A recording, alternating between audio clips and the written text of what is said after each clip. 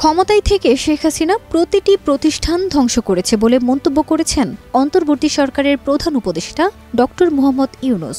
18 August বিদেশি কূটনীতিকদের সঙ্গে মত বিনিময়ের সময় এইসব কথা বলেন তিনি।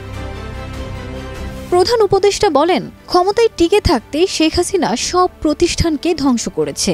এই সরকারের অগ্রাধিকার হল আইনশৃঙ্খলা বাহিনীর দ্বারা সমাজে শান্তি ফিরিয়ে আনা।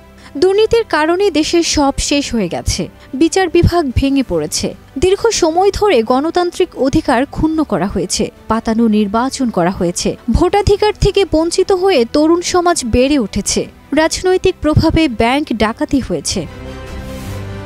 ছাত্র আন্দোলনে হতাহতের কথা স্মরণ করে আবেগঘন হয়ে পড়েন ডক্টর ইউনূস। তিনি বলেন, পৃথিবীর কোনো দেশে ছাত্রদের এত ত্যাগ করতে হয়নি, পৃথিবীর কোথাও নাগরিকরা এতটা মানবাধিকার বঞ্চিত হয়নি যা বাংলাদেশে হয়েছে। ইউনূস আরও বলেন, বাংলাদেশ দুর্নীতিতে ছেয়ে গেছে, ঠিক করতে সময় লাগবে। আশা করি নতুন বাংলাদেশ তৈরিতে সবাই পাশে থাকবেন। প্রসঙ্গত, 5 আগস্ট শেখ হাসিনা সরকারের পতনের পর অন্তর্বর্তী সরকার গঠন হয়। 8 আগস্ট অন্তর্বর্তী সরকারের প্রধান উপদেষ্টা হিসেবে শপথ নিয়েছেন ডক্টর মোহাম্মদ ইউনূস।